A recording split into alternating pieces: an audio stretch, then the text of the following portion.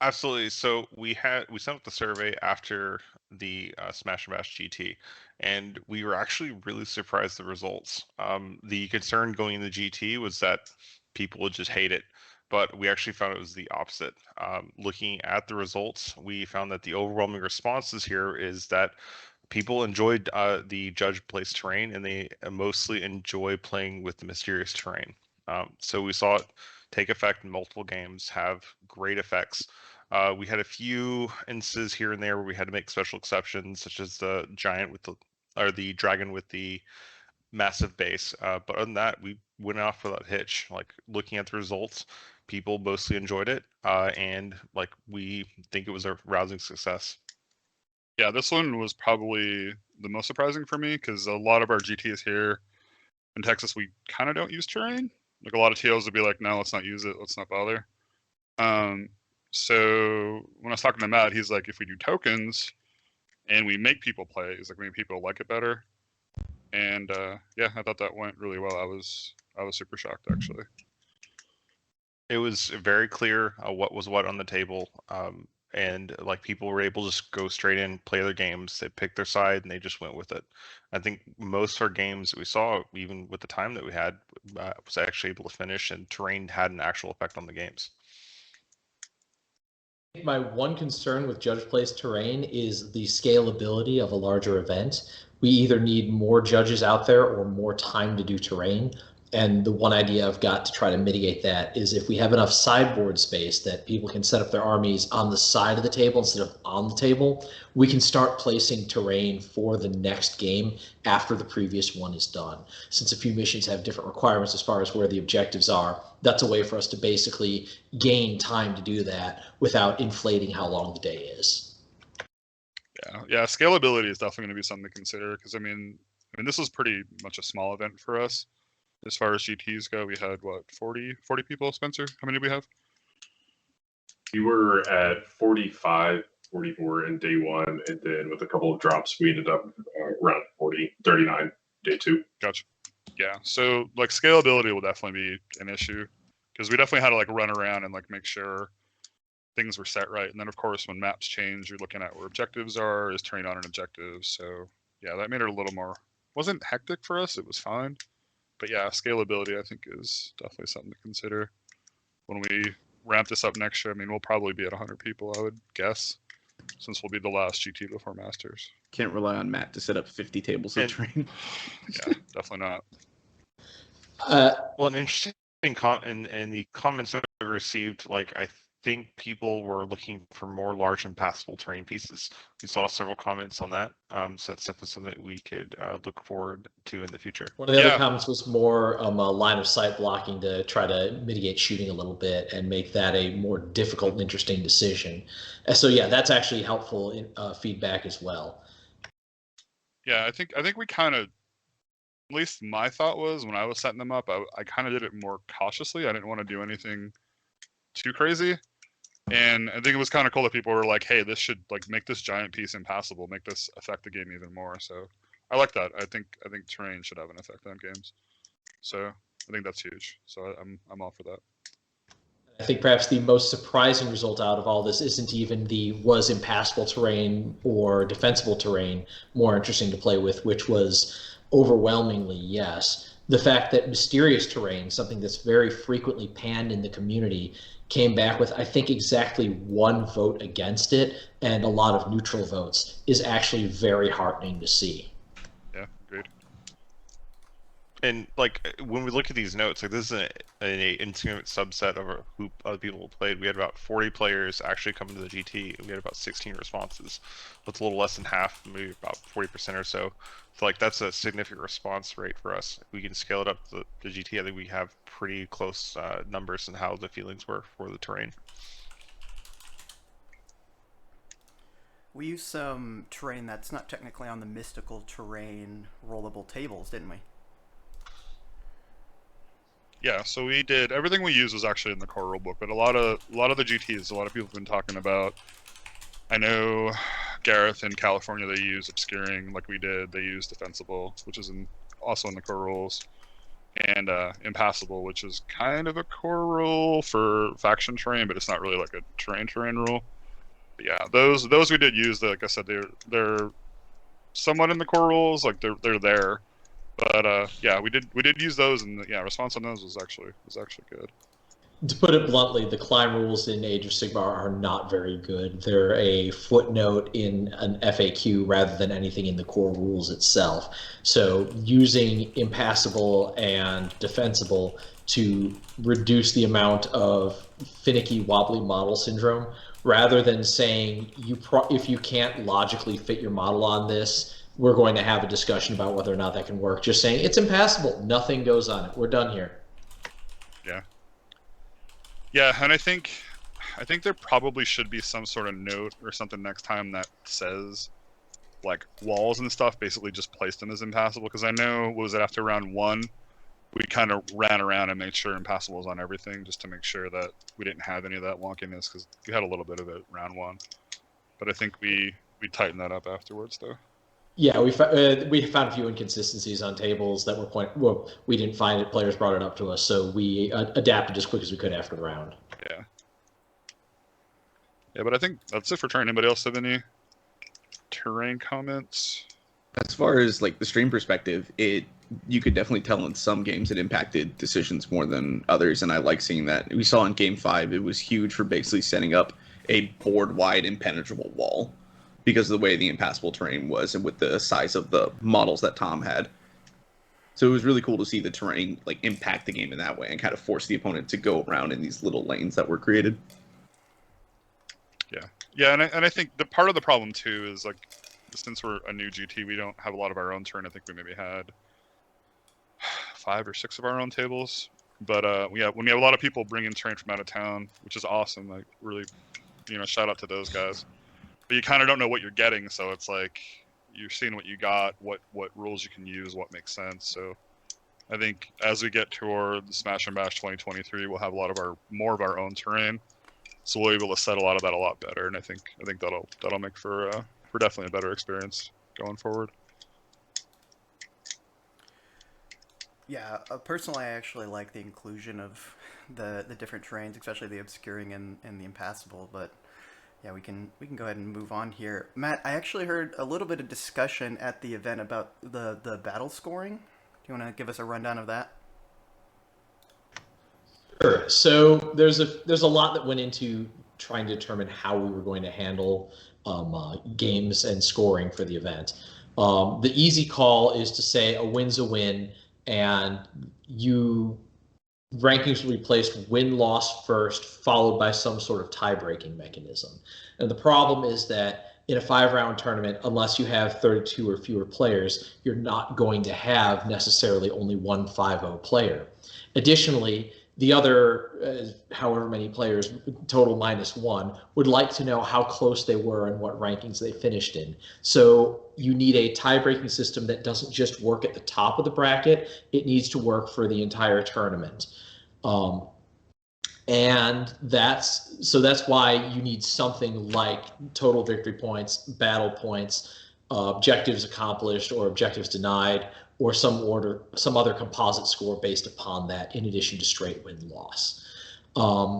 So win-loss first and something else after that. Fortunately, the responses to the survey say, please do exactly that. So far, so good. Next question is difference between total victory points and differential. And that becomes a question of how do you measure who won the game best? Who won or who would be in that scoring, and how do you do it? The advantage to doing things by total victory points is that, one, it makes talking it out much simpler. You have no adversarial comment in terms of it's every battle tactic I agree you get is taking points away from me. So it's much easier to just say, yeah, that's feasible. I'm good to go ahead and do that. And it makes for I think a more sporting atmosphere, which is in itself valuable to a significant margin. The downside, exactly the byproduct of that, where you tend to have a lot of very high scoring games. If people had fun, then it's really easy to say, yeah, you could probably get this, I could probably get that. Let's both give let's go ahead and agree that these are both feasible because they're fairly reasonable. So talking it out at the end tends to create much higher numbers overall. The other downside that it creates is not all armies have the same number of victory points available to them, and not all playstyles have the same victory points available to them. So it kind of ignores tactics that rely upon victory point denial, which still get you to a win. Differential, again, for every positive, replace it with a negative over here, right? You do have to, for every time your opponent gets a point, that's effectively a tournament score being removed from you.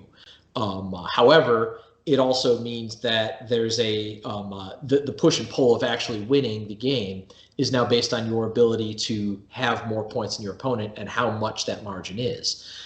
So armies that are all gas, no brakes tend to win big if and only if they table their opponent.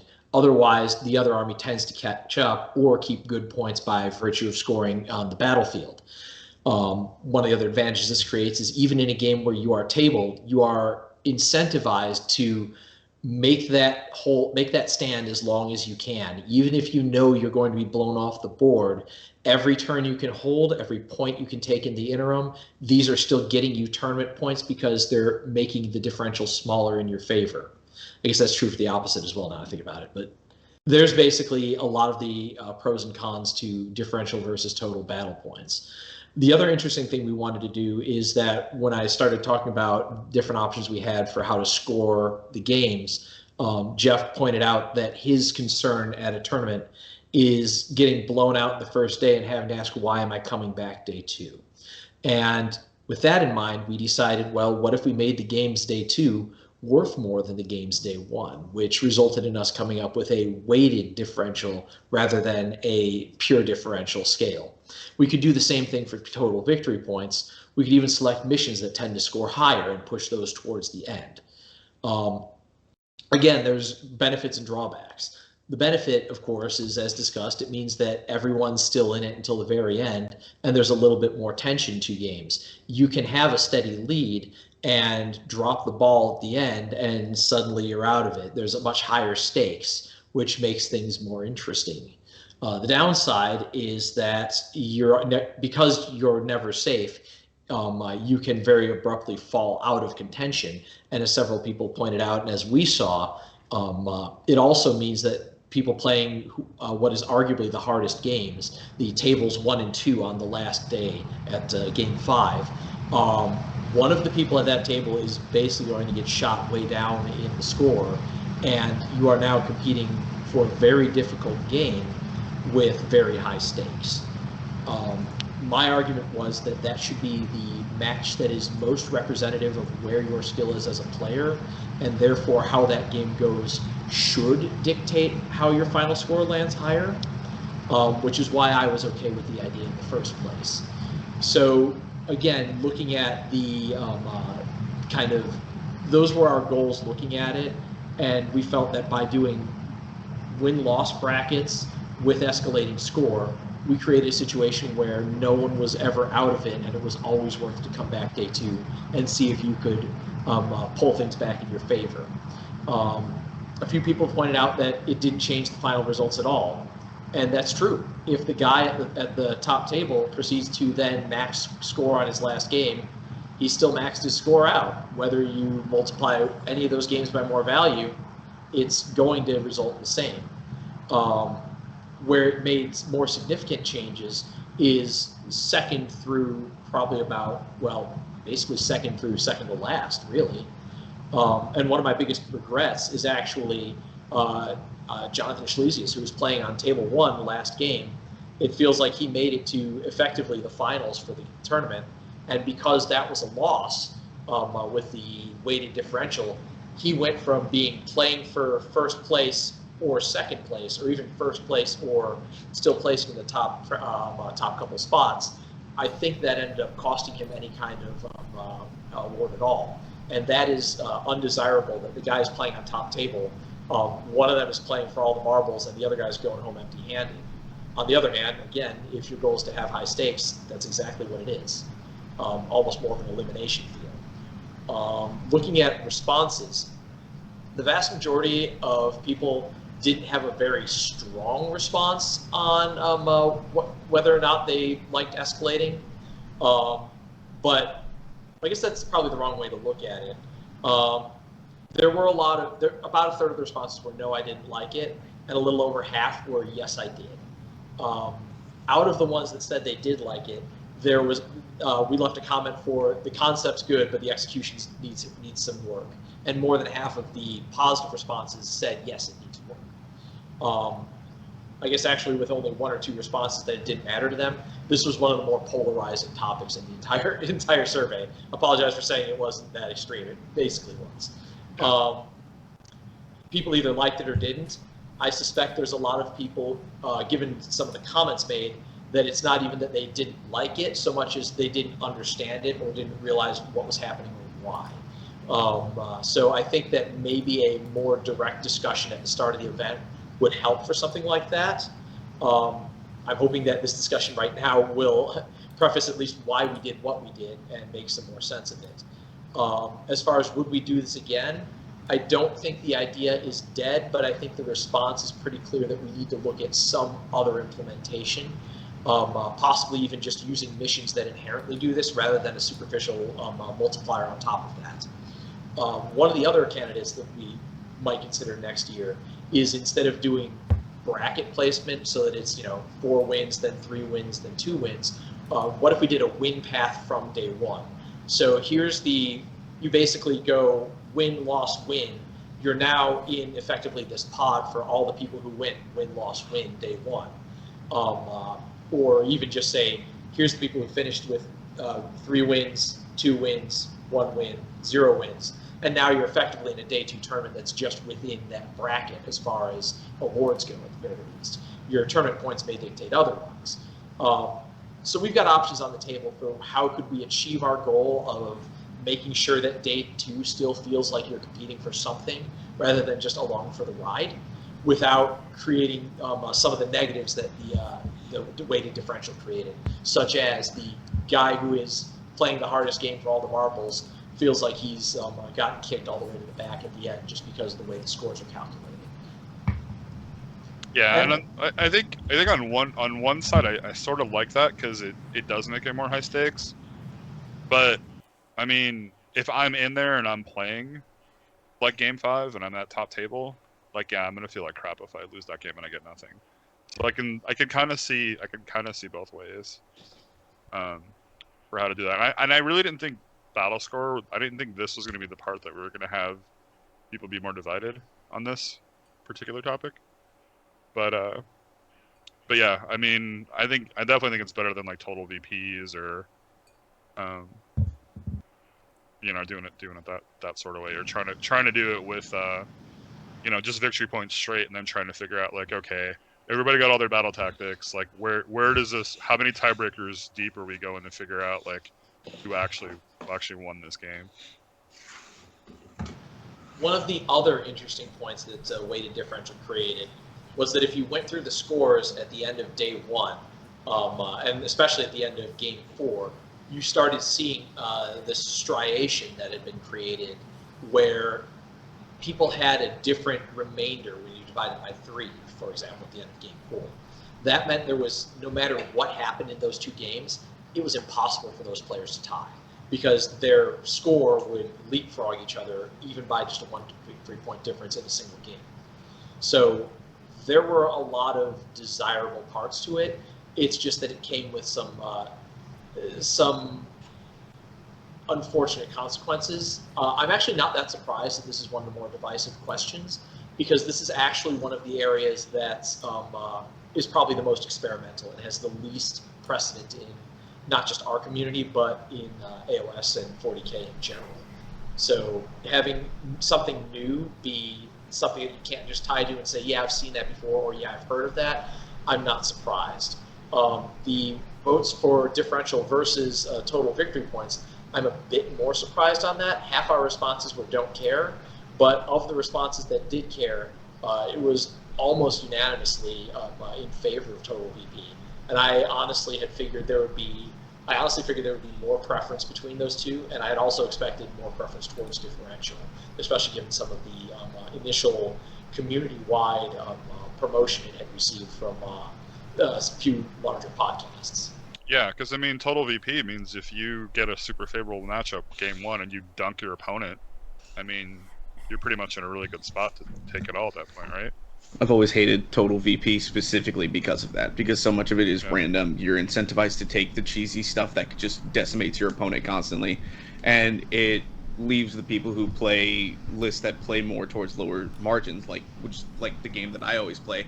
You look at most of my games over the last year, I don't win a lot of blowout games, which means a person like me never has a shot at winning the whole thing. So you end up in a similar challenge where you, instead of looking for how big of a blowout did I create with respect to my opponent, you're looking at how many VPs did I get with respect to every other game is basically the comparison to look at.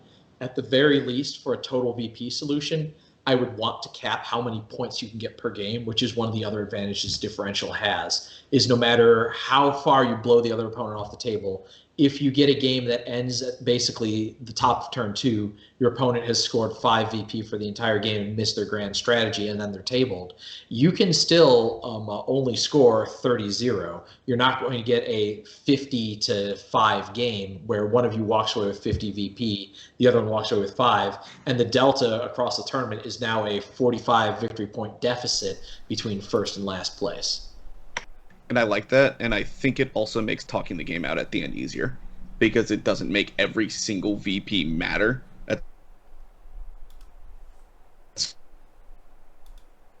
And we're fine. Right. Did he completely cut out for everyone else, or was that just me? Yeah, you cut out. Okay, making sure it's not my internet. Sorry, Eli. Can you say that again, please? I say, can you hear me now? Yes. Are we good? Okay. So what I was going to say, one of the reasons I like about differential is that it makes talking out the game easier, because it doesn't make every minute point that you can get matter. At some point you reach a threshold where the difference doesn't matter, and it's just what battle tactics have I achieved. The final score, okay, it's got this differential range. We're good. One of the points that Jeremy's put into chat is that an idea of the opposite, saying are closer games actually worth more? And I think that's an interesting concept, but that's actually kind of what I wanted to do by favoring games 4 and 5, because hypothetically those should be the games where you are the closest matched against your opponent. And rather than saying you're incentivized to try to keep the games close, which would be interesting, basically saying how close can you come without busting? How small of a lead can you let your opponent have, or how small of a lead can you ride ahead of your opponent without letting them overlap you and without breaking them completely so you run away to make for a close game? It's blackjack strategy. Exactly. That's an interesting idea. I don't know if I like it as a tournament scoring, but I think it actually would be an interesting way to do in a tournament that way, because it would create a completely different meta where the goal is not to blow the other player out of the water, which might actually be a more fun experience. I mean, with that, you're going to end up with sandbagging, right? And then you have to start getting into gamesmanship stuff. So I think from a rewarding that perspective, yeah, that's really interesting. I do think it creates a lot of overhead and a potential lot of headache for the TOs there. I agree. I think that would be my biggest concern is basically if you get to the point where someone has effectively dominated a game and is now just choosing to, despite the fact that they've tabled their opponent, just stop scoring points. I mean, don't have to do battle tactics. You've still tabled your opponent and given them a bad game. Now you're just doing a victory lap. So, yeah, I think it's an interesting suggestion, and it's at least worth considering. But I think I like the idea of putting more points on the games that you're hoping are closer because of effectively seeding them with the first half of the tournament. But I appreciate the suggestion, and I actually, yeah, that was one of those. Let me talk this one through, because that's outside the box, and that's the kind of ideas that deserve some time in the spotlight to say, okay, I'd never have thought of this. Will it work? Okay, maybe not this time, but there are elements of it we can take for something else. I think Jeremy brought up a good point here. It's for genuine sports scores. And I think that that becomes a potential award in itself, right? If we want to just start awarding what we find really cool, because I think that's part of it, is this person had the closest of all their games. It doesn't matter if they won, lost, where they ended up in the standings, but they consistently were within 1 point, something like that. And I think that would be, really interesting, just from a rewarding perspective, but not making it an overall reward, if that makes sense. Right. And I think his point is basically looking at how we scored etiquette. If we have a question on there in terms of check a box for, was this really a runaway that my opponent sandbagged? It's, again, more etiquette data in terms of saying, was this legitimately a close game, or was this really a blowout that they manipulated the score at the end? Yeah, I think they manipulated mine, but still manipulated. Yeah, I think it's definitely a cool idea. I mean, I think that's, like, I think you said this, Matt. It's kind of what we tried to do. Like, we tried to make the closest games worth the most points. But yeah, it's a cool idea. It's something to think about for sure. One thing we did too that a lot of other people do is we did 30-point differential as opposed to 20. Matt, you want to touch on that a little bit? How you thought that worked out? Yeah, so one of the things we noticed immediately is that the number of 30-0 games was significantly lower than the number of 0 to 20 games. Basically, by saying in order to get a massacre, you had to get 15 VP over your opponent instead of saying 10, makes it much harder to actually achieve that massacre threshold. Upside is that created more striation in the total VP results. I think at the end of day one, Jeff called out that there was something like 1 or 2 people who were actually tied at the end of the day, and everyone else was spread out. The downside is that Best Coast Pairings doesn't support that, or if it does, we didn't know how to get that setting enabled. So that meant we had to enter all the scores manually at the table. We could get them into BCP and have them be visible to the players afterwards, but we couldn't just have you enter your own score. Here's my VPs, here's their VPs.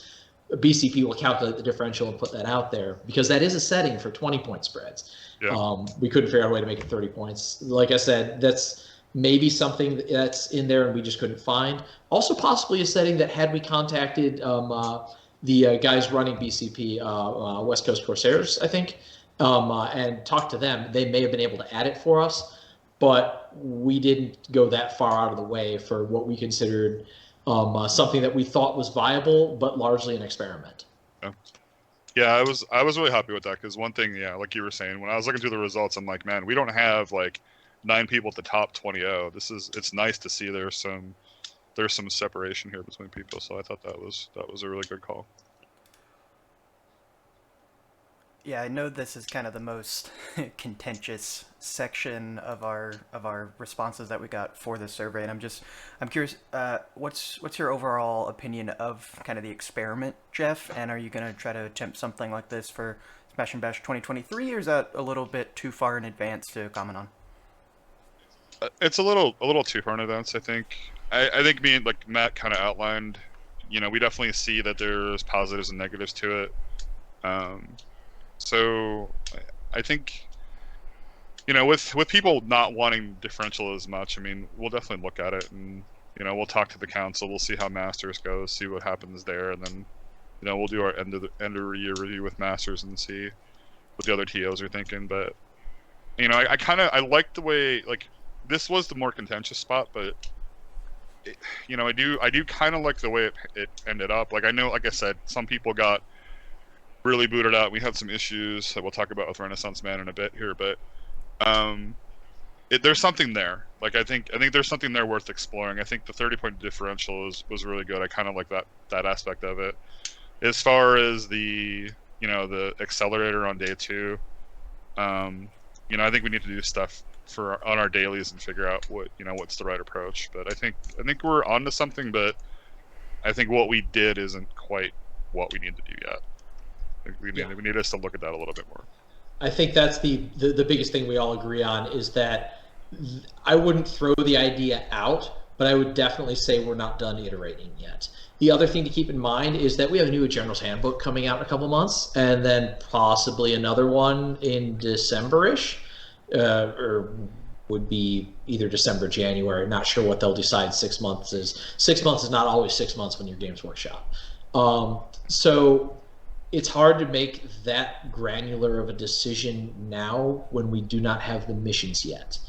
Look at the difference between AOS 2 missions and AOS 3 missions. We may have an entirely different paradigm to be considering. It's a very good point. Yeah, gotcha. Yeah. Yeah, your scoring system's got to kind of match how your game is played, right? So that was why differential came up in the first place, was the change from AOS 2 to AOS 3.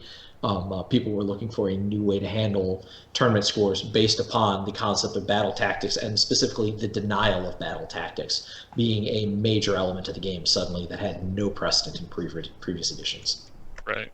Yeah, absolutely. Spencer, you were the one doing how to do all the spreadsheets and stuff like that. You have anything you want to add?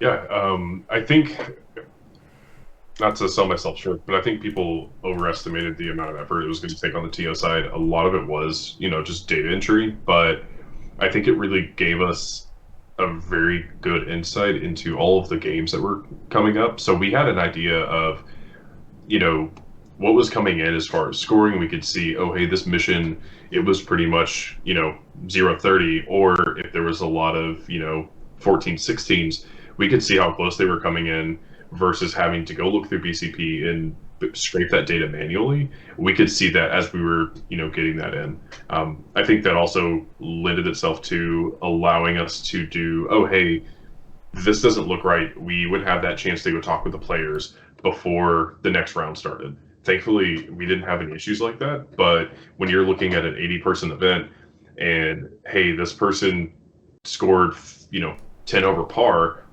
maybe we should go figure out what happened there, because, we would have to go back through, go check that out, and then have to redo pairings. And I think even though it was a little bit more manual effort, it gave us that opportunity for that checking if we needed it. Yeah, and we did have a lot. It was a lot more manual than it typically is. I thought people might have a problem with it. Didn't seem like there was much of a problem, but there was a lot more manual, like, hey, fill this out. Here, fill out your etiquette, bring that back. So I thought that went pretty well. Yeah, I think in the future, doing the scoring ourselves would probably be fine, but when we start scaling to, twice the size, 80 players, having the etiquette portion be manual, that gets a little rough. Yeah, for sure.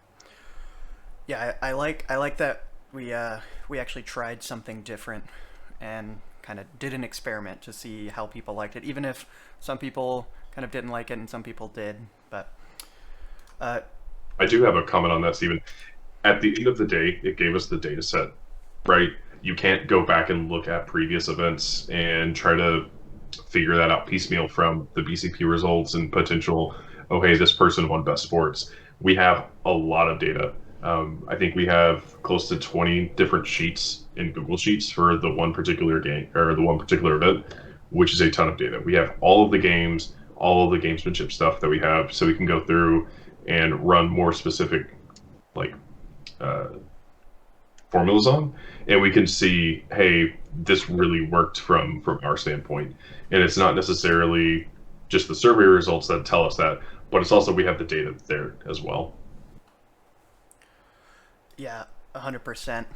Kind of moving on here. Jeff, I was wondering if you could run us through the paint rubric.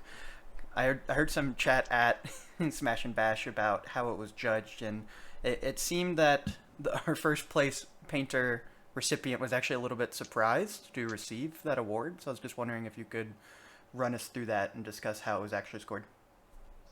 So yeah, the way that we did paint is we did paint really simple. I mean, the goal for, at least my goal for at an event is show up with painted stuff, right? Like you want to have your models painted. And I'm not a big fan of like all these like ridiculous checklists, like for painting goes, because it's like when people are like, did you do a conversion? Like I'm looking at half these models, I'm like, I don't even know if they're converted. Like I have no clue. I've had people judge my stuff and be like, you didn't convert anything. I'm like, that whole unit's converted. So we went with a really simple rubric. as far as painting goes. Is it base painted? Are the bases painted a solid color? All the models painted all solid colors? If you did, yes, you check off the box. My bases are good. My models are good. Next step up from that is like your middle ground. Like we had a minimum, we had like a basic, and then basic is, did I highlight all those models? Yes. Does my base have a texture on it? Yes. Good, you're done. And then our third tier is essentially advanced. Are there multiple elements on the base? Did you put texture on a tuft? Oh, good, check. You know, do you have, you know, multiple shades, or did you do a shade and a highlight? Yes. So, you know, it was really simple the way that we did it. One of the trends has been with display boards. People don't like display boards. I was very pro display board. Matt kind of didn't talk me into it, but like it's just a pain. Like bringing a display board is a total pain. Like you bring your display board, you throw your stuff down on it. Your models are there for you know, an hour, and then I got to carry this display board around with me. It's just kind of a pain. So I love looking at them. My army has a display board. I like them, but we didn't give bonus points for a display board. So the rulebook was like I said, super simple. We had like a self eval sheet, kind of like I saw at the Dallas Open at a LSO, and people checked everything off. And one thing when I was going around, a lot of people like sold themselves short. But yeah, I thought paint rubric went really easy. Award wise, we split it down the middle. We did, you know, we set up on Saturday night, basically after your last game, you set up your models, and then judges go around, and then we judge everything. We pick our favorites, and then everybody goes and they vote. So we split it down the middle where we had a favorite, you know, judge's favorite, then we had player's favorite. And then looking at the survey, pretty much people preferred both. Like 62% came in at wanting both. Then we got a chunk of no preference. So we did both. It wasn't harder or anything like that. I thought it went pretty well. A lot of people agreed with the simple rubric too, so that worked out really well. Also, one thing I think I will do next year is, one thing that did surprise me is, usually when I see events and I see paint competitions and things get judged, is usually you have people that when players pick favorites, usually it's way different than when judges pick their favorites. And at Smash, our first and second were first and second. So judges picked the same first and second that the players picked. So I think probably next year, just to make sure that we have more awards going around, I think we'll probably make judges' choice the top end of the category. And then if you get player's choice, then we would just roll that down, like to the next player. But overall, like I thought, you know, a lot of great armies. I thought paint went really well. You know, survey shows it was mostly accepted. So yeah, I was pretty happy with paint. Going back to the subject of display boards for a second, because some of them did look really, really good. Do you think having kind of a separate area for army paint judging would kind of help out with that? Like, hey, you can leave your display board here. Would that kind of sway you to actually including the display boards in the paint judging, or no? It won't change my mind. I mean, funny thing, like when we were judging, I was like, you know, I like this one better, and I like this one better because it has a display board. And we didn't get in an argument, but it was like, we're not doing that. And I'm like, no, it's in the pack. Like it says like a display board can stilt you one way or the other, and somebody's display board did stilt my vote one way or the other. So, but as far as like setting it up, like just logistically, like there's not space is the major problem. Like, and I mean, you know, if we put them somewhere and they're sitting on a back table, I mean, you know, seeing a display board without the models and everything on it as it's intended doesn't really help at all. You know, it's great when like we have time to look around and look at everything, but you know, as far as scoring it, I mean, I did weight one person's army that I liked. I did weight theirs a little bit higher because they did have a display board. But requiring a display board, I think is a mistake. I've pretty much come around to that. That it's if you bring one, great, but you shouldn't have to bring one. Conversely, I deliberately ignored every display board I saw, and even told a few people who were like, "Oh, do I need to get my display board out?" Nope, not going to look at it, not going to pay any attention. I really don't like display boards, and I have not been did something about it. Display boards are fantastic hobby, but it requires a lot of extra time that some people just don't have. And honestly, if a display board makes you win best painted, is it really that your army was better painted, or you just happen to have an element that someone else didn't have the time for? More space on the table most of the time, and that's a resource that actually creates a problem for the rest of the tournament, especially given prior comments about judge place terrain. So I actually think that it is bad for the tournament as a whole to have to cart those around, take space up. I'd rather that we had a more efficient, compact way to store armies rather than one that is visually appealing. Yeah, and I mean, that's a good point, Eli. I mean, but sometimes you get to the point where like you're looking at two armies and they're so close. Like everything is the same. Like for me, when I was judging two of them, I was like, these armies look, they're neck and neck, and like for me, like the display board was enough to put it over. But like, which is fine. Is that but right? When I think about it, I'm like, the board is not the army. No, Otherwise, and we'd require a board for everybody. That's fair. Totally fair. And then the other thing too is like if you're going to, fly to an event, like nobody wants to pack a display board on a plane. Like people don't want to pack models. So We did have a question. No, it's scary. Oh, we did have a question from chat. What about moving the display boards to Paint Masters? And also we can talk about Paint Masters a little bit. Yeah, so I mean there it's like again it's a weird thing because you're going to be playing with your army. So I mean I guess you could have like a separate category for just a display board, but I don't know, like I'd have a hard time judging a display board without the stuff that it's displaying. You know what I mean? It's diorama. I mean, yeah. Matt, you just said what I was going to say. Yeah, best diorama. Yeah, I mean, I like judging them. I like looking at them and stuff like that. But yeah, I mean, the problem is like you're playing with those models too. We're not like running like a Golden Demon where you're just bringing a bunch of stuff and throwing it on a shelf. I mean, half these people are using these models like actually in game, so that it makes it a little bit harder. But I mean, definitely something that we could take a look at in the future and see for people that like. And all of the judging for that did happen during the tournament, which is a valid point. So, sorry, Yeah. didn't mean to cut you off. No, you're good. Spencer. And Jeff. I'm sorry, you were asking about Paint Masters too.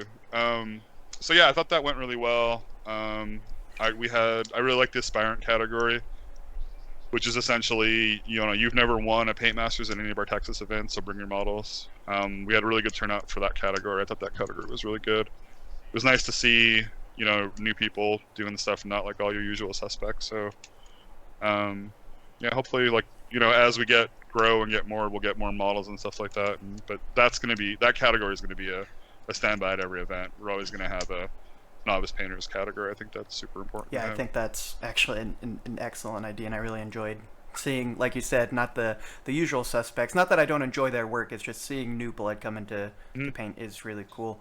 Spencer, I know you were also a paint judge, and our other two paint judges have kind of weighed in. Did you have any extra comments on the subject before we kind of move on?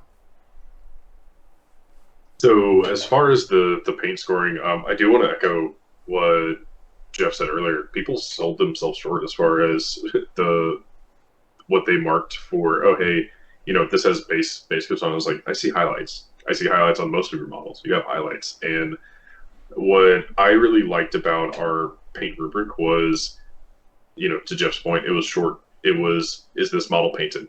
Is this model painted with highlights? Is this model well painted? That was pretty much it. And it turned something that is potentially subjective when we look at Paint Masters into an objective scoring category. And I don't think anyone can fault us for, and this, we have it here, the painting rubric. Nobody faulted us for not having subjective parts in there.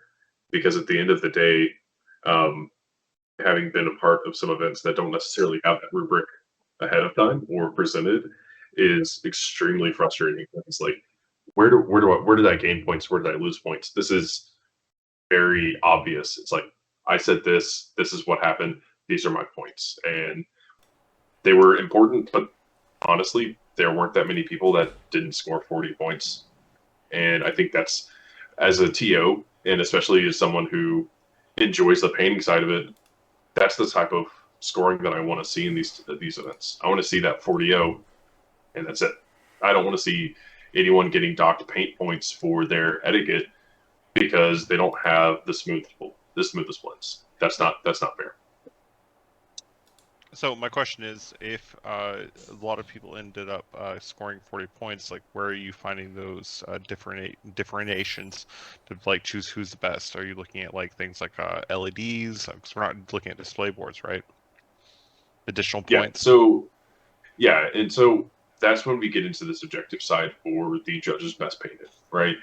The 40-0 that I was talking about is on the etiquette side, which is this is an army that I have done and worked on, and according to GW's battle ready standards, however you want to say the paint side, it is appearance ready. It is ready to go tournament wise, and that's what I want to see in the appearance side for the gamesmanship or the etiquette.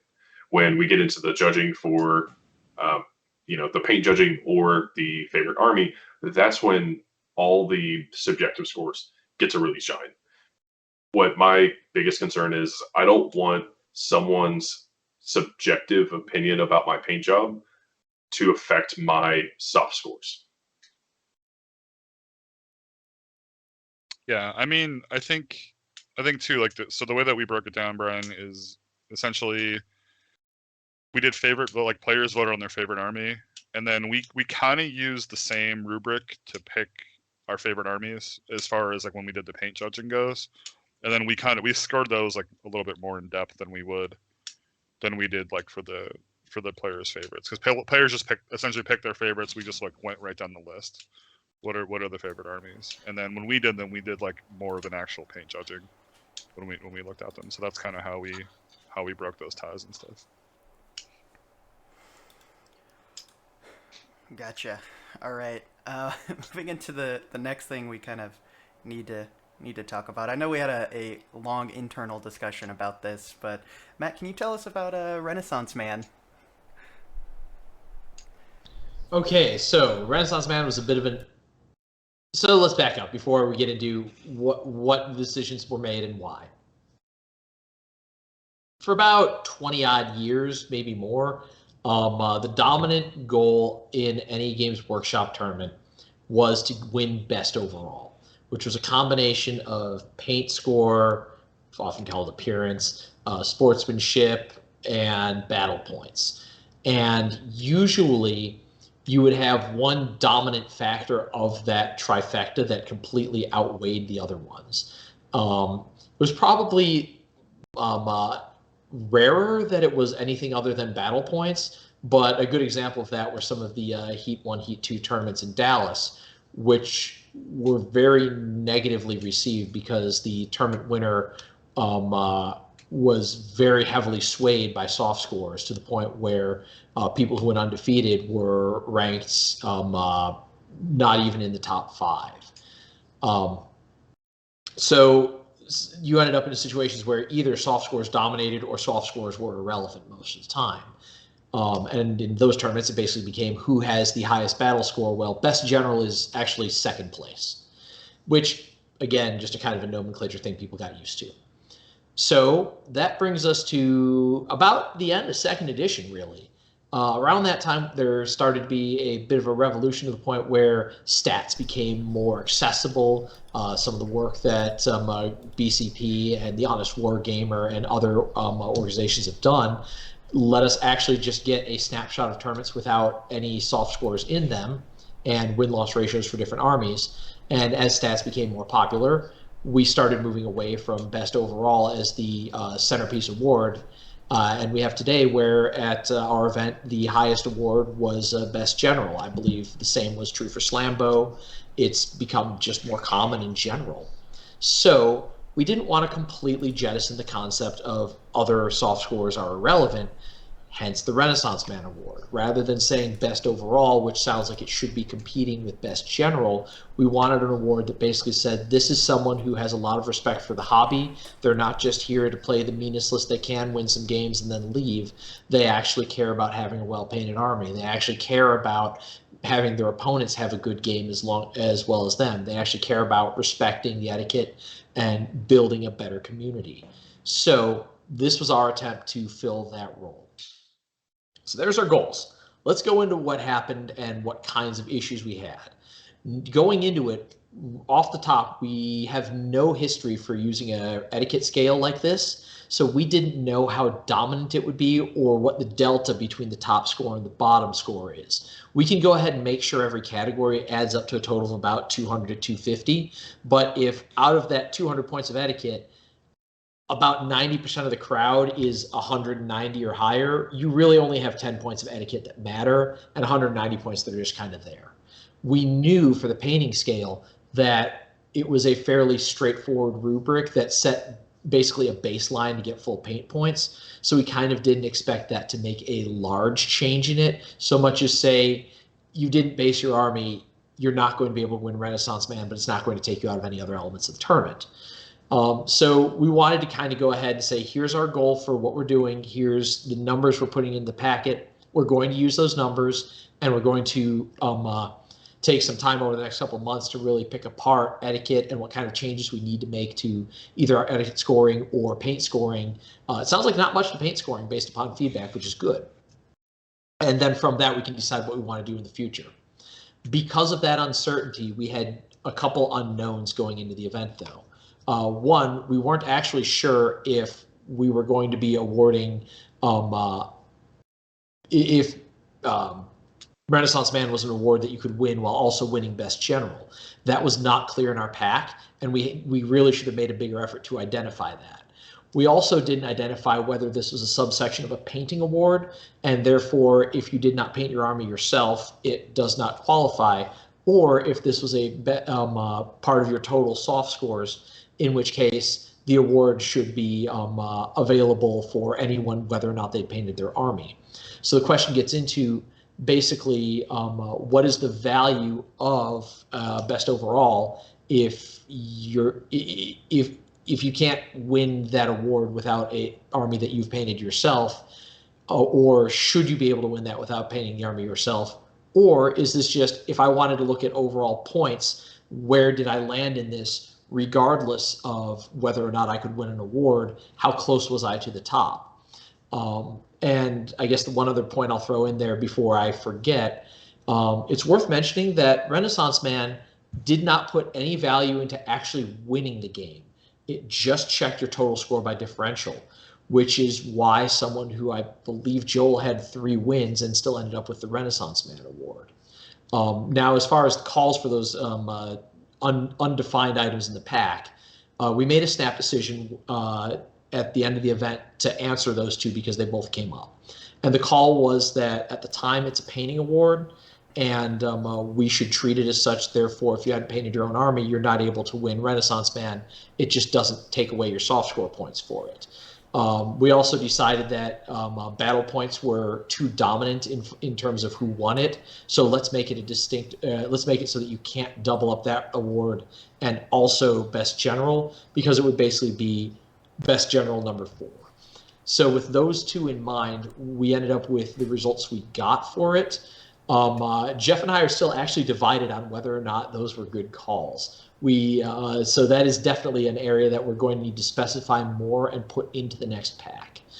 So there's my whole discussion on the topic, what it is, why it is, and what it created for both benefits and actual problems at the event for us to decide and actually allocate the award according to our rubric.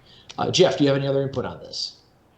Yeah, like I think, yeah, like where I sit right now, and like I'm unmutable, you know me. I'll think about things and change my mind 100 times.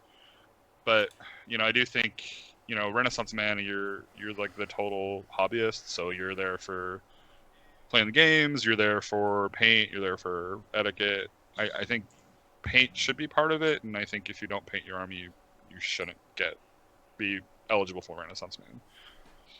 That's kind of where I sit right now, but like I said, after we discuss this and debrief and figure things out, I might change my mind. But as of right now, I think we made the right call. I was a little leery, like, man, I spent like a week and a half working on the pack, trying to look at like all these different things, and I wanted everything. I didn't want to change anything like ad hoc at the event. And I was a little nervous changing it at the event, but I do think we landed it. We rounded it with the right answer essentially. So I think that ended up being okay. But yeah, I mean, we'll still reflect and figure out what we need to do going forward. But as of right now, I think I'm happy with where we ended up and where it all stood.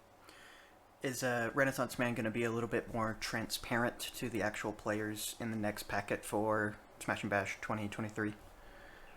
Yeah, absolutely. Yeah, all these things that we've looked at, we're definitely taking notes, and yeah, I have notes in the pack already on what I need to change for next year. I wouldn't say that it wasn't transparent because how it was defined was very clear and adhered to everything that was in the packet.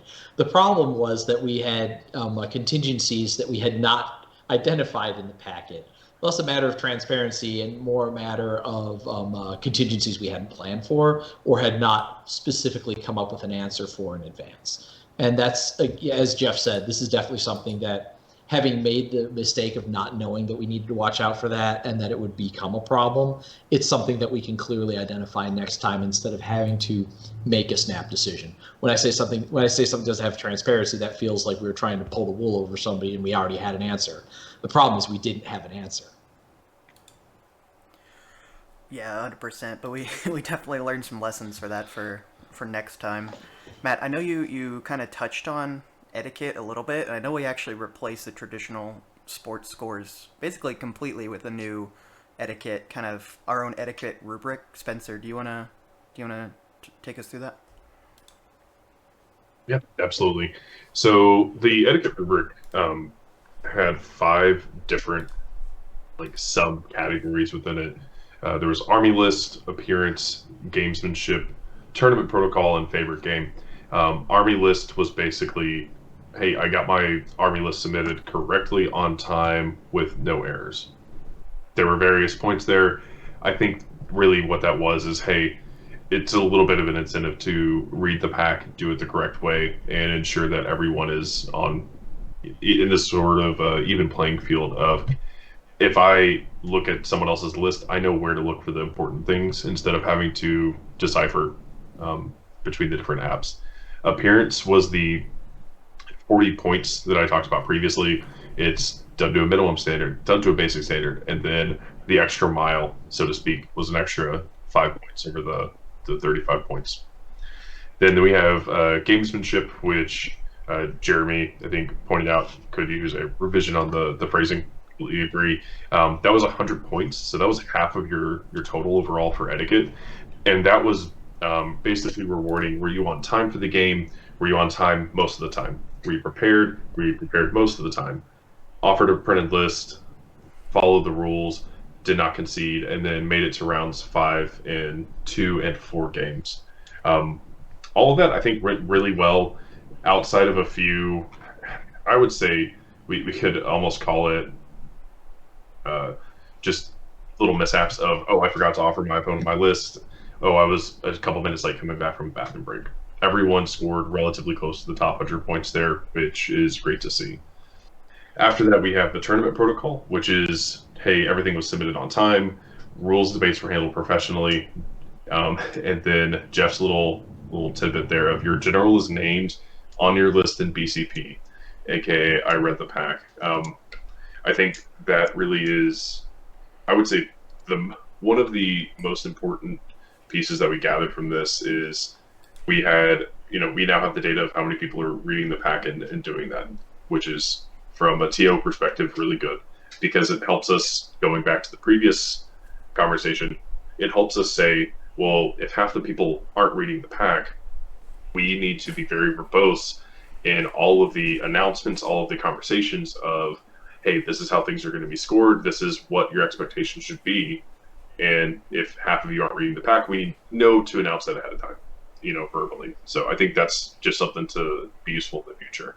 And then we had favorite game, which was you were the opponent in another's favorite game, and then multipliers or additions based on how many times that happened.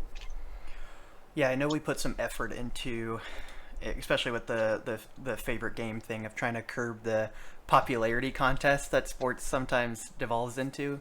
Do you think overall that went well, or? Yeah, I really do. I know of a few people that came up to me immediately and they were like, "This is the best game of AOS that I've played. I want that person to have my favorite game." And I'm like, "You have 3 more games. I need to know this later."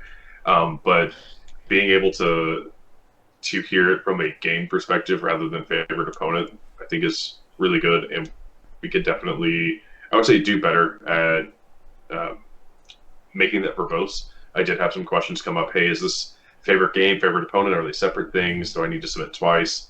And I think I may have misspoken and said it was favorite opponent. It's my fault, but I would say we definitely can strive for everyone gets favorite game at some level, because no matter who you are, you should hopefully have a great time playing in our events. Exact. Yeah, I mean, one thing someone's asking in the chat is, was there enough differentiation in the sports etiquette scores? And there definitely was. I mean, the goal with that ridiculous long checklist was, I mean, we were at, was it the Lone Star GT? And I know at that event there was like 50 people tied for sports, and I just didn't want to deal with that. It's just too much. Like, how do you give it? At that point, it's like, I'm a TO. I'm just going to give it to who I feel like giving it to. But there was definitely a lot of differentiation as far as that goes. And then talking about the way we did favorite game, we didn't do favorite opponent. We just did what was your favorite game. And for me, like personally, I've always had a hard, like when I go to these systems and it's like, rank your games from 1 through 5. Like, personally, I can't do that. I have a really hard time. If you ask me, hey, what's your favorite game of the weekend, I could easily tell you. So we kind of did that a little bit differently that way. And I mean, yeah, like at the end of the day, like, you did end up kind of voting for an opponent, because like when you voted for your favorite game, so your opponent should be recognized as being your opponent in that favorite game. But I mean, essentially, what you're doing is you're voting for what game was my favorite. What game out of all 5 of these games, if I could play another game of AOS tomorrow or next week, like which game would I like to repeat? That was the game you picked. And like the way that I had it on the slip was, this is your favorite game. Your opponent really doesn't matter, but it takes 2 to tango, because you need a great opponent to have a favorite game. So that's kind of why we approached it that way, and why that was scored the way it was. But yeah, as far as etiquette goes, super happy with the way that went. I'm sure Spencer wasn't, because he had like a million little things to check off and all that going when he was doing all the tabulating and stuff like that. But I'm really happy with how etiquette worked. I think that was one of the big successes of the whole thing. Yeah, this was definitely, even just sitting over at the stream table, this was definitely the thing I heard the most positive comments about.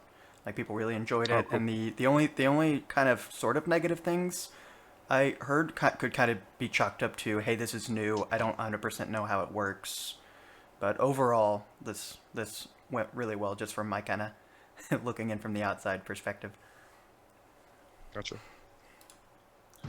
I would say this is probably our second biggest experiment out of the event, and as opposed to differential score or weighted differential, which was very divided, you can see this is almost 70% approval, with the detractors not being its negative so much as just neutrals, or just change the root or couple, and otherwise the concept's good. So having no one say it's bad is a really good sign for an experiment.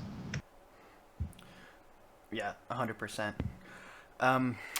Eli, me and you can probably comment on this, but this was the first event that we as a club streamed. Not top tables, but just kind of some games and then top table at the end. If you want to be the first one to kind of comment on that. I mean, honestly, for a first attempt, I thought it worked out really well. You and I have talked a bit about our feedback, about how we need to stop talking over each other less.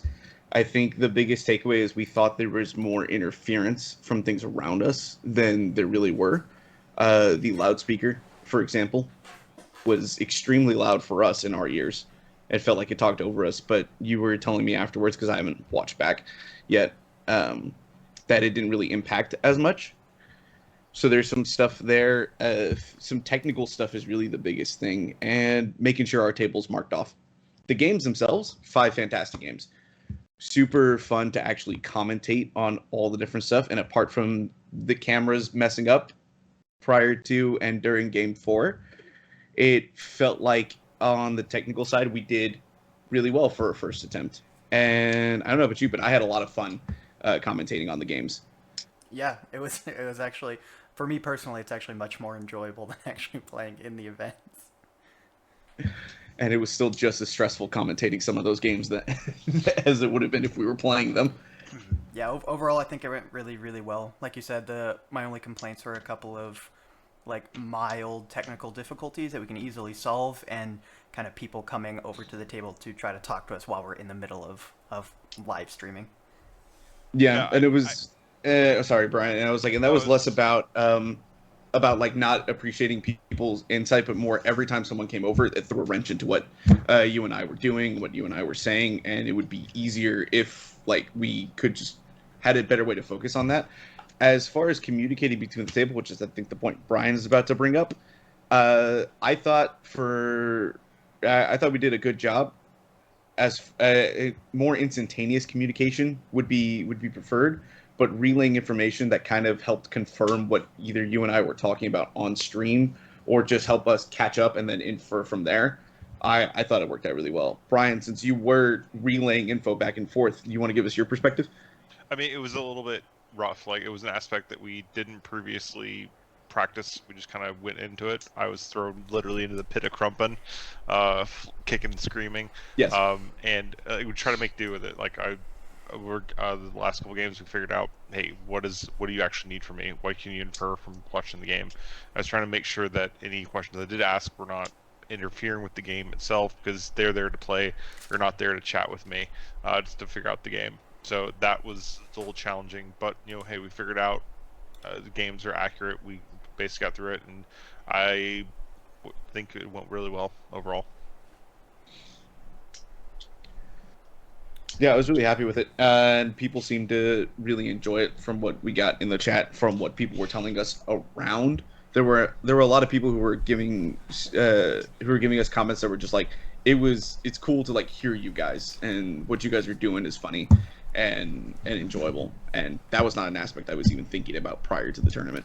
Yeah, from the feedback I've received, just from my limited data set, is we're the best streamers to ever exist, Eli. Obviously.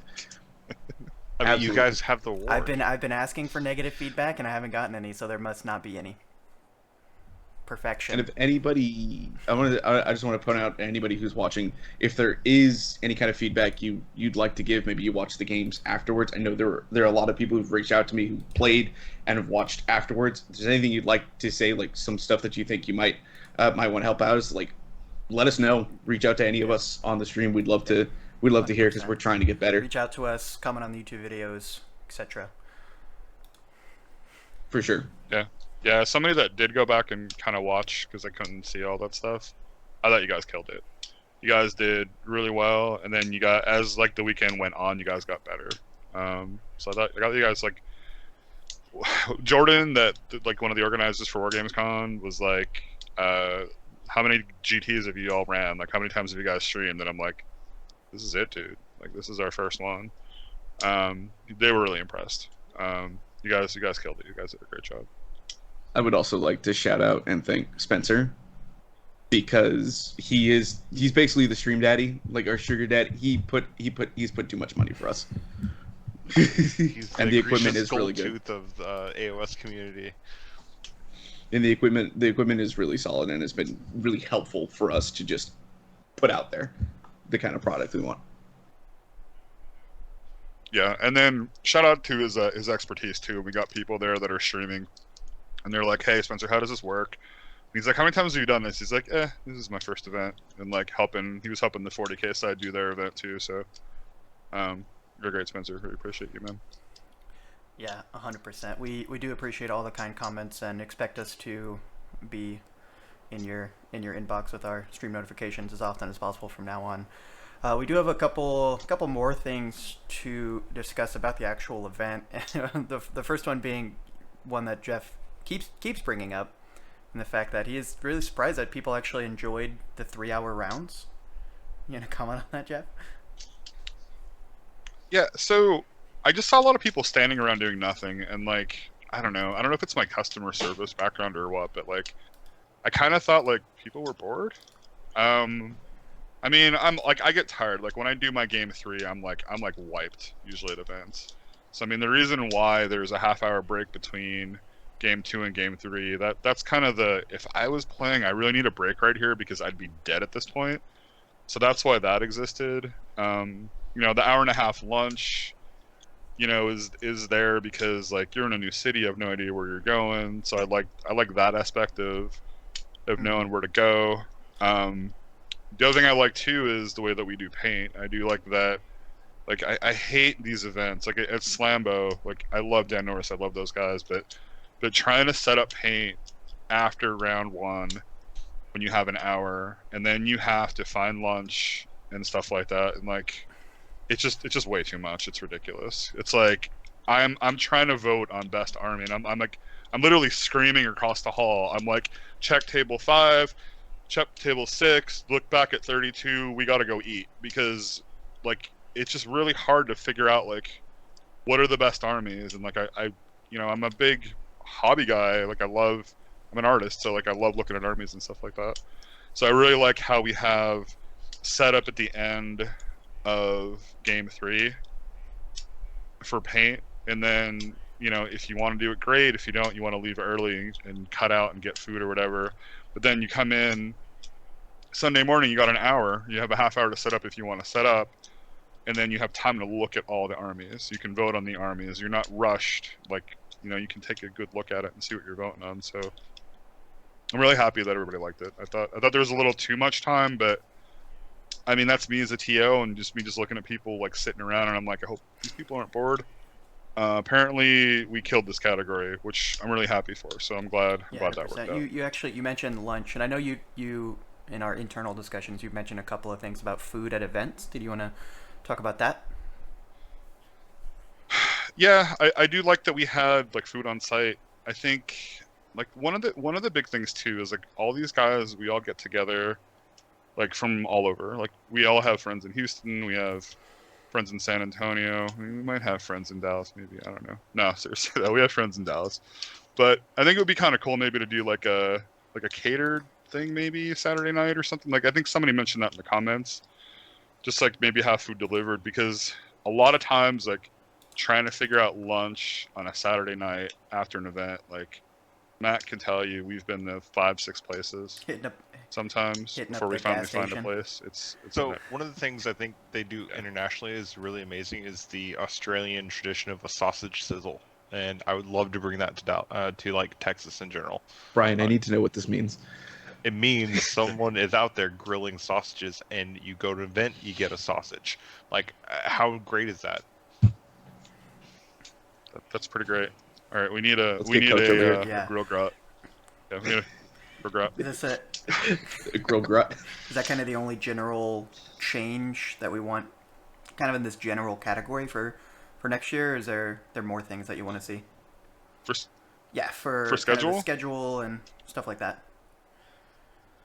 Yeah, I mean schedule. I really don't think it'll change. I mean, I'm happy with the way it is. The only thing I would like to do, and I won't do it just because the schedule is so good, but I do like how some events have like that first cut for painting. Where you like everybody goes around, you put yourself up, you get cut, and then the second day you set up your armies, and there's only 20 of them. I like how that kind of scales down, but the way that our schedule works, and obviously people like the schedule, I don't think I'll mess with it. I think the schedule will probably be the same. We'll just probably try to get more food on site, and maybe try to either cater something or do something like Saturday after the tournament, so we could all hang out with all of our friends and eat. I think. That might be something where we could do a first round cut as just a real quick glance through the room and have the more detailed voting occur in day 2 like we did now. However, I know at the Austin Open, trying to score models while people were actively playing games was a point of contention that several people had brought up. So I think I agree. It's something to consider, but it's hard to shift from what seemed to work here. Another point that I meant to make during the etiquette discussion regarding schedule, I did notice that our first round, we had probably 6 to 8 tables that 5 minutes remaining were still playing their games. And then Spencer made a announcement reminder that you will lose etiquette points if your scores are not in 5 minutes.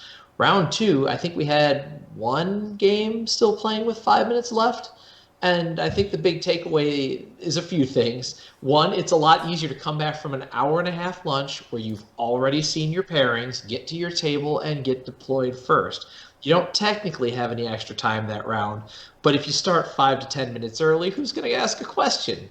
And also the reminder that, yes, the event will penalize your soft scores if you go over the 3-hour round, incentivizes people to start talking it out a little bit sooner.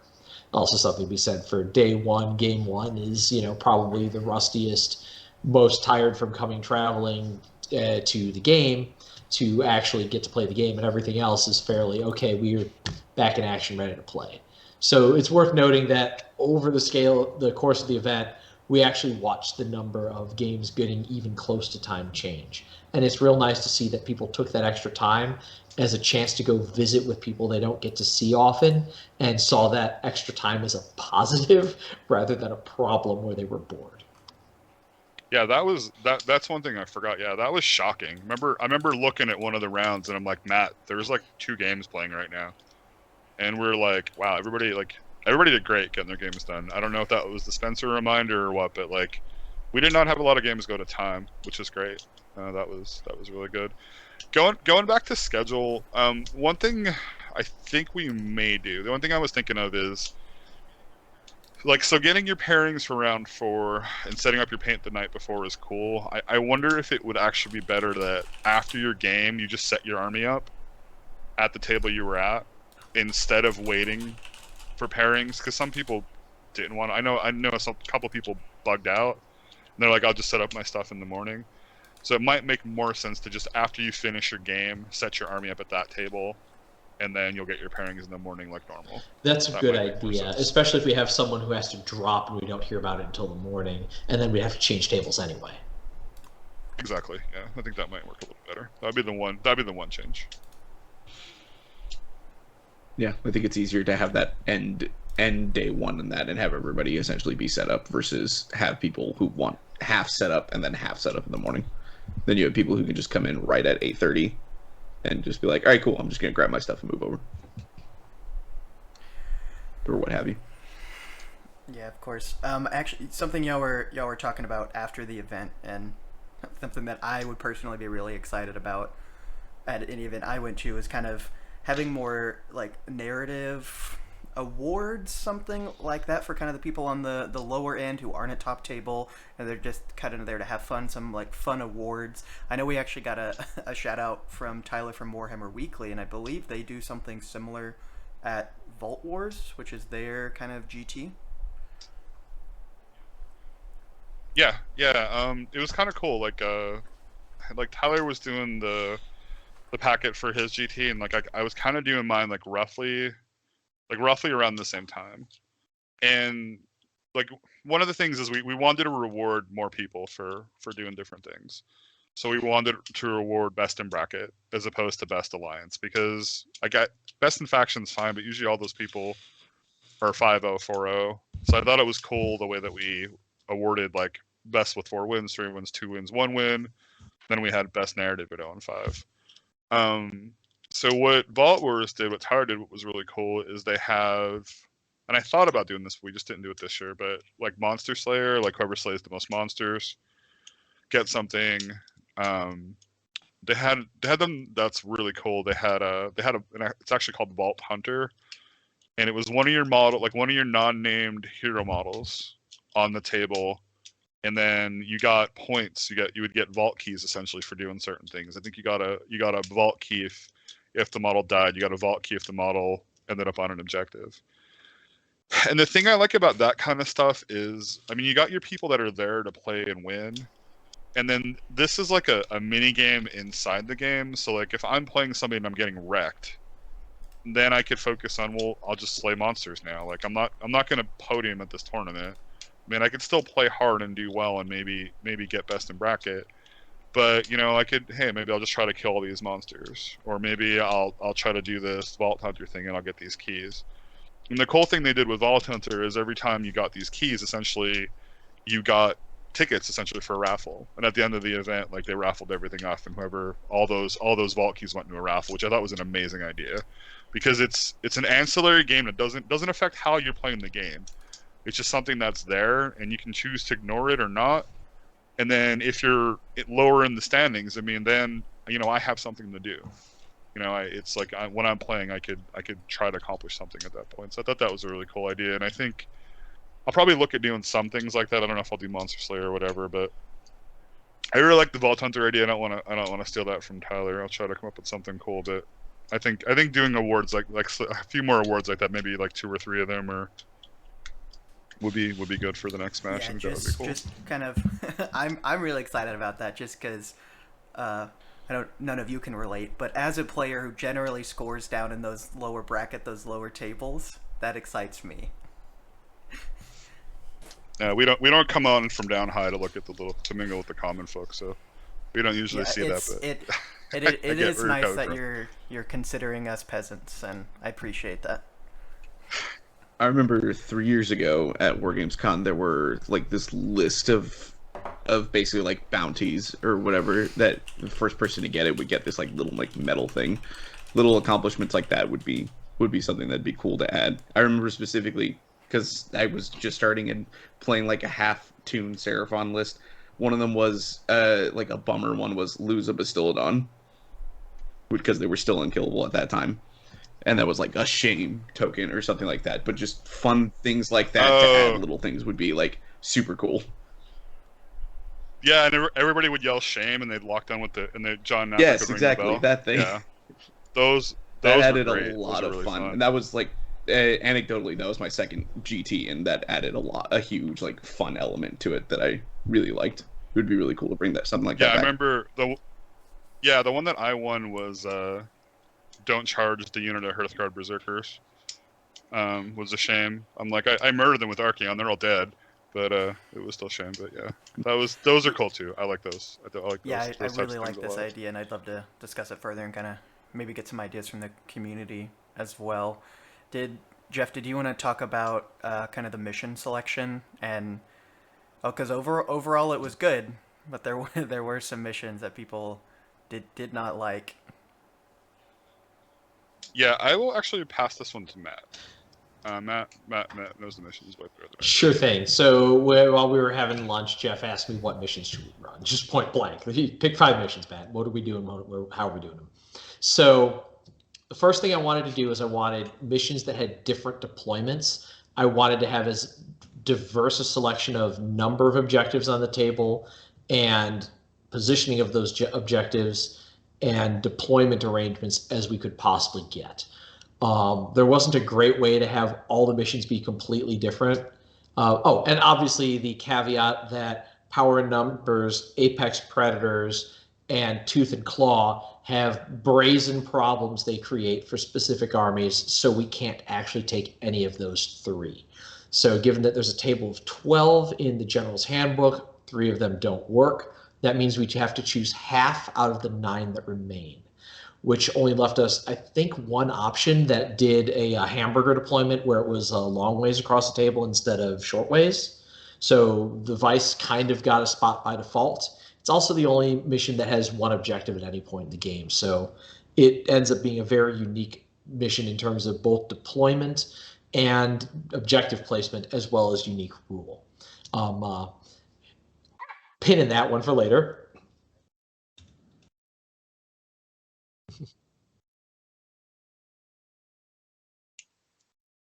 Yep.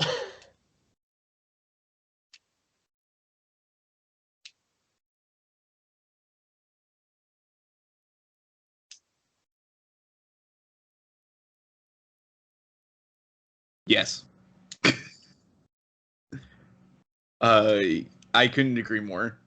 The game, the Vice is meant to kind of starve you on battle tactics, and it's meant to be a slow, like fast turns in the beginning, but it's a slow ramp until it's just a bunch of really important clashes in the last 2 rounds. And I think you see that very, very well put in the game 2 that we recorded. I think Device creates a very few games that are extremely close and extremely interesting, and a bunch of games that feel like nothing's really happening, and a few games where it's just like the deployment's so far apart it's going to take too long to get started. So I understand people who don't like it. I also think that as far as a diverse mission to fit into that gap, it fills a hole that the rest of the General's Handbook does not. The rest of the missions were fairly straightforward. It was just a matter of pick different objective arrangements, pick different deployments. Survival of the Fittest and First Blood are very similar.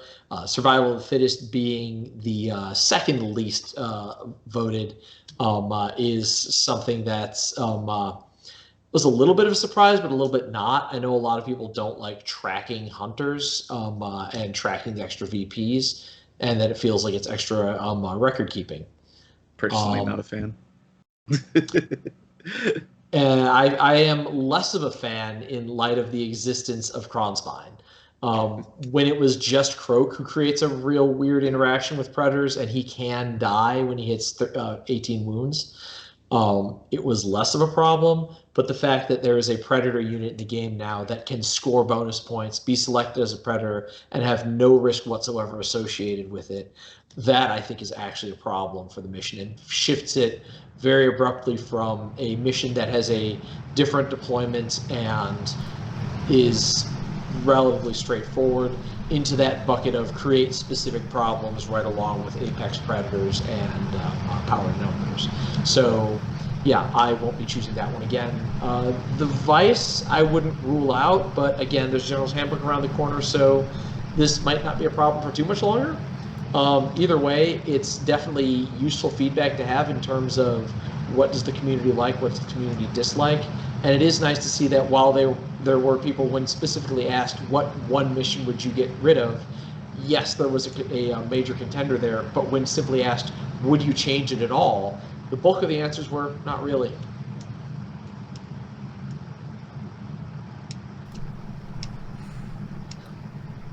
That's all I've got. Jeff, do you have anything else to add to mission selection? Yeah, I mean, I'm happy with. I'm sorry I gave everybody a heart attack with my typo. Oh, whoops! Sorry. Yeah, sorry about that. Yeah. That was an oops. That was me doing layout at like probably 3:30 in the morning. And me not catching a proofreading error that I should have caught. I think he even asked which one was which, and I off the cuff responded, and I don't remember if I gave him the wrong answer and then he put it exactly down as is, or if I gave him the right answer and then like several hours later put down the wrong thing. So I have no idea whose fault that was. I'm probably pretty sure it was me, because like the word power was in it and it was probably late, and I was just like, yeah, this is the right power one, whatever. I take responsibility for that. I'm pretty sure that was me. I don't know. I looked at that pack for like the entire day that it came out, and for some reason didn't associate that was the wrong one. Even talked about it with other people. It's just like, nope, totally fine. It was. We all proofread it. We all missed it. Nobody caught it. It doesn't matter. There's your deployment zone, some objective. It's fine. Well, remember, like, people were talking about it, and Matt's like, it's pretty cool that, like, people are, like, trying to figure out, like, the unknown mission, and they think we might pick that one, but we would never pick that one. And then Spencer's like, that one's in the pack, and we're like, wait, no, it ain't. It's supposed to. And I'm like, oops. Yeah, that discussion was very abrupt and very one-sided of, so I guess we just write it out? No. We fix it, we own it, we move along. There is no situation where we run this damn mission. Yeah, it was our call, for sure. Yeah, I do want to give a super shout out to the TOs, because as you can see on screen, everyone loved you. There were no complaints. Y'all did an amazing job. And I saw how stressed out y'all were, but y'all honestly ran an amazing event. And I think everyone had time. I can actually prove it with statistics from my survey. Good job, Steven. I just yelled Robish really loud whenever I had trouble, so it was all good. So that's all I did. To that end, I actually really appreciated that the Texas community as a whole is close enough knit that everyone kind of knows everybody and everyone's on good terms. I never heard an amorphous judge yelled once. It was always, hey, Matt, or Jeff, you got a sec. It was never just a very anonymous judge call and I actually thought that was really cool to hear across the entire event. Yeah, and that was kind of my experience when I did TO at the Austin Open for Warhammer for Games Workshop. Yeah, our community is just awesome. We just have a really great community. So shout out to all you guys out there. We we bring the most people. We're the best at what we do, and we're awesome at doing it. And you guys are all great. So that a lot of that goes to all of our folks out there. Love you guys. Yeah, that's really all I think we had to chat about. I do want to point out a couple of things specifically at you, Jeff, about the favorite things people said about Smash and Bash. But a couple of comments like game's finishing with time to hit the bathroom, get a drink, and have a smoke without feeling rushed into the next round. Perfect. Yep, that's awesome. That's it. I personally like all the comments that are saying we're cool. Shout out to you, Steven. Yeah, Eli, did you have any other? Please inflate my ego some more, please, guys. Did you have any other comments or anything about the event, Eli? It was a super fun time. It was weird not playing in it, and I'm looking forward to the next one. Yeah, that's definitely the hardest part. Watching all these games, be like, man, I want to fucking playing play. that. Yeah. Yeah, like on the TA end of it, it was really surreal. Like I was super stressed leading up to it, and then I guess it was like maybe 10 minutes into round one. I'm walking down the one aisle, and Spencer's right there, and I'm like, dude, this is like our event. It was really surreal. But like I was not. I figured like I'm done with this. I'm gonna take a break. I'm not gonna play Warhammer for probably like 2-3 months. No, like this to the exact opposite. I am like all of us to afterward, play some games all kind of the TOs and the stream team and all the rest of the kind of the staff. We were talking about it afterward, and we're all like, "Hey, this Thursday we're all gonna go out and play because like, holy shit, that was a great event, and I want to play some Age of Sigmar." And then I couldn't make it, and I was sad. And I don't. And sorry, one last comment about the stream thing. I don't know if any of the people who played on stream are currently in the chat, but thank you to everybody who agreed to play on the stream. Yes. You guys were all awesome, and we really super appreciated you coming on. It was very cool to commentate on your games. Yes, 100%. Thank you for everyone who agreed to participate in our crazy scheme. Spencer, any other discussion points, comments about Smash and Bash?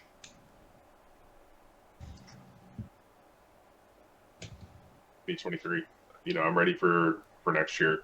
I cannot overstate how excited I am. To Jeff's point, this was our event. I think the biggest takeaway is it was a great time, and yeah, there were some small little things that we could change, but overall, it ran really fucking well. And I think we were fortunate that it was a smaller event, and that way we weren't necessarily stressed out with having to provide 50 tables.